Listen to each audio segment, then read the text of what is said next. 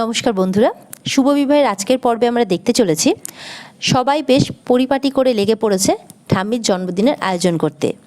সুধা আর তার টিম পুরো রেডি কাজকর্ম নিয়ে। সেই সময় সেখানে জ্যোৎস্না আর তার হাজব্যান্ডও আসে। তারাও হাতে হাতে কাজ করতে থাকে। মেজমা বড়মা তারাও আসে। তারা এসে বলে, আমরা কি করব সুধা, আমরা তো কিছু পারি না এইসব, আমাদের তো অত গুণ নেই। তখন সুধা বলে, আমাদের টিমে তোমাদেরকে স্বাগত জানাই, চলো তোমরা যেটা পারো তোমরা সেটাই করবে। তখন সুধা রান্নাঘরে গিয়ে তাদেরকেও তাদের কাজটা বুঝিয়ে দেয়। এদিকে তো সবাই ফুল দিয়ে এই দিয়ে সব কিছু দিয়ে ঘর বাড়ি সাজানোর কাজে লেগে পড়েছে আর চেষ্টা করছে যে ঠাম্মির ঘুম থেকে ওঠার আগেই যাতে তাদের এই প্ল্যানটা ভালো মতো সাজানো হয়ে যায়। এদিকে বড় মা পোস্ত বাটছে আর মেজমা নারকেল কুড়ছে। তেজ ঘুমোচ্ছে। হঠাৎ ঘুমটা ভেঙে দেখে ঘরে সুধা নেই। তেজ বলে, এত রাত হয়ে গেল উনি এখনো ঘরে ফিরলেন না, ঠাম্মির আদেশ অমান্য করে উনি আবার মিষ্টি বানাচ্ছেন না তো? তেজ ভাবতে থাকে। সুধা বলে, এই দেখো এইভাবে রিভেন বাঁধতে হয়, ঠিক আছে? ডলি বলে, বাবা বৌদি তুমি তো সব পারো। সুধা বলে, তোমরাও পারবে। মনে মনে ভাবতে থাকে সুধা, ওদিকে ঝিনুক কাজটা করতে পারবে তো? আমি যে ঠাম্মিকে কথা দিয়েছি কাল কাতলা আর ফন্টেকে আমাকে সামনে আনতেই হবে। ঝিনুক দাদাকে সবটা এসে বলে, দোয়েলের দাদাকে বলে, আমি তোমাকে সবটা বললাম, তুই আমাকে সাহায্য করবি তো? তখন ঝিনুকের দাদা বলে, দেখ দোয়েল আমার নিজের বোন হলেও ও যে খারাপ পথে যাচ্ছে ওকে তো আমাদেরকে সেই পথ থেকে আনতে হবে, তাই না? আর ঝিনুক, দোয়েলের থেকেও তুই আর সুধা আমার আর বিচ্ছুর কাছে প্রাণের অনেক কাছের, আমরা তোর পাশে আছি। ঝিনুক খুশি হয়, বলে, দেখ না সারাক্ষণ ফোন হাতে নিয়ে বসে থাকে, কিভাবে কাজটা করবো বলতো? তখন ওর দাদা বলে, হ্যাঁ সারাক্ষণ ঘুমোতে যাবো গান শুনতে শুনতে ফোনে, সারাক্ষণ ফোন হাতে। দোয়েলকে শুনিয়ে শুনিয়ে ঝিনুকরা বলতে থাকে, একদিন বাড়ির বাইরে ছিলাম বলে দেখলি দাদা বাড়িতে কত বাওয়াল হলো? দাদা বলে, হ্যাঁ সে তো হবেই। ঝিনুক বলে, কেন, আমাদের কি কোনো শখ থাকতে পারে না? গরিব বলে কি আমরা একটু পার্টি করে আনন্দ করতে পারি না? তখন দাদা বলে, হ্যাঁ আলবাত পারি, আমরা 100 বার পারি, আমাদের পার্টি করার অধিকার আছে। দোয়েল তখন ফোন ছেড়ে ফট করে চলে আসে, বলে, জানিস আমার বন্ধুরাও না ক্লাবে গিয়ে পার্টি করে। ঝিনুক বলে, বাবা ক্লাবে গিয়ে পার্টি করে, এত বড়লোক বন্ধু আছে তোর? ঝিনুক বলে, জানিস ওরা কত টাকা ওড়ায়, আজ এর গাড়িতে তো কাল ওর গাড়িতে করে ঘোরে ওরা। ঝিনুক বলে, আমাদের লাইফে তো সুখ শান্তি আর এসব আনন্দ বলে কিছুই থাকলো না, কলেজ থেকে বাড়ি আবার বাড়ি থেকে কলেজ, এভাবে তো জীবন চলেছে এতদিন। ঝিনুক বলে, না না আমরাও কি কারোর থেকে কম যাই নাকি? টাকা নেই বলে আমরাও কি আনন্দ করে কাটাতে পারি না? দাদা হ্যাঁতে হ্যাঁ মেলাতে থাকে। ঝিনুক বলে, আমরাও পার্টি করবো, এখানেই পার্টি করবো। দাদা বলে, 100 বার করবো, 1000 বার করবো। বলে, কিন্তু পার্টি কি করে করতে হয় রে ঝিনুক, আমরা তো কিছুই জানি না। ঝিনুক বলে, আরে কেন, দোয়েলদি তো জানে। আরে দোয়েলদি তোর কলেজের এত বড়লোক বন্ধুরে, আমাদেরকে শিখিয়ে দিবি কি করে পার্টি করতে হয়? ঝিনুক বলে, পার্টি এই বাড়িতে কে কে? তখন ঝিনুক বলে, কেন তুই আমি দাদা, ওদিকে কেয়া বিজিতাকেও ডেকে নিচ্ছি ফোন করে। দোয়েল বলে, আচ্ছা ঠিক আছে, যা যা লাগে আমি সবকিছু আনিয়ে নিচ্ছি, আজ আমি তোদের শেখাবো যে কি করে পার্টি করতে হয়। ঝিনুক এদিকে সমুদ্রকে ফোন করে জানিয়ে দেয় যে দিদিকে বলুন যে এদিকে কাজ শুরু হয়ে গেছে। এদিকে দেখা যাচ্ছে কাজ করতে করতে সবাই ঘুমিয়ে পড়েছে, পুরো নাক ডাকছে। এদিকে সুধাকে কাকা এসে বলে, সুধা তোমার দলবল তো পুরো ঝিমিয়ে পড়েছে। সুধা বলে, আমার কাছে না একটা প্ল্যান আছে, এটা ধরো আমি আসছি। সুধা তখন গান গাইতে থাকে আর সবার জন্য কফি করে আনে যাতে সবার ঘুমের ঘোরটা কেটে যায়। সবাই গান করতে করতে আনন্দ করতে থাকে। এদিকে দেখা যায় তেজের মাও নাচ করছে, খুব সুন্দর নাচ করে তেজের মা। এই করতে করতেই সেখানে তেজ চলে আসে। সবাই চুপ করে যায়, যে যার জায়গায় গিয়ে লুকিয়ে পড়ে। তেজ বলে যে এসব কি হচ্ছে?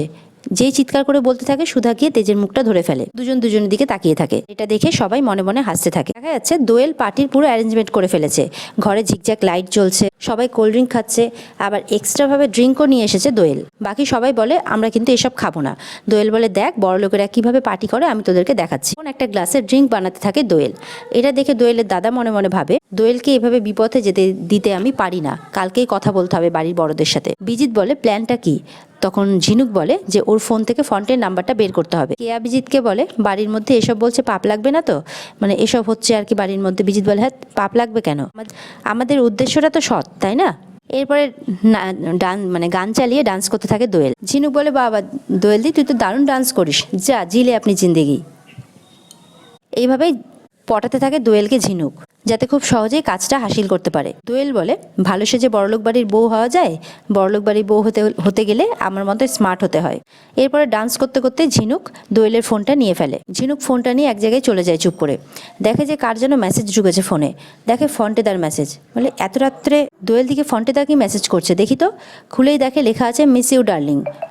বলে, দোয়েল দিকে ডার্লিং বলা, দেখাচ্ছি মজা, ফন্টেদার তো হচ্ছে, তার আগে দিদিকে সবটা জানাতে হবে। এদিকে তো সুধা তেজ একে অপরের দিকে তাকিয়ে আছে। মেজমা বড়মা সবাই হা করে ওদের দিকে দেখছে। তেজ বলে, এতদিন আমার থেকে সমস্ত কিছু লুকিয়ে আপনি করতেন, এখন আমার পরিবারকেও জড়িয়ে ফেলেছেন। কিছুক্ষণ পর বলে, তাহলে আমি বাদ যাই কেন? সুধা তো খুশি হয়ে যায়, সবাইও খুব খুশি হয়ে যায়। তেজ বলে, ঠাম্মির জন্মদিন যেন এবার খুব স্পেশাল হয়, এইবারে জন্মদিন যেন ঠাম্মি একদম না ভোলে। সুধার দিকে তাকিয়ে বলে তেজ, বলে ভুলবে না তো? সুধা বলে না। সবটা ফোন করে সুধাকে বলে যে ফন্টেদার সাথে ওর রেগুলার কথা হয়, এমনকি এই বাড়ির সমস্ত আপডেট, তোর সমস্ত আপডেট দোয়েলদি ফন্টেকে দেয়। ঝিনুক বলছে আমার যে রাগ হচ্ছে না, মনে হচ্ছে ফন্টে তার ওই থোতা মুখ ভেঙে আমি ভোতা করে। সুধা বলে তুই শান্ত হ, মেসেজে কথা হচ্ছে মানে ফন্টে এখন দোয়েলের দিকে নজর দিয়েছে। ঝিনুক বলে আমি তোকে নাম্বারটা দিচ্ছি, নোট কর।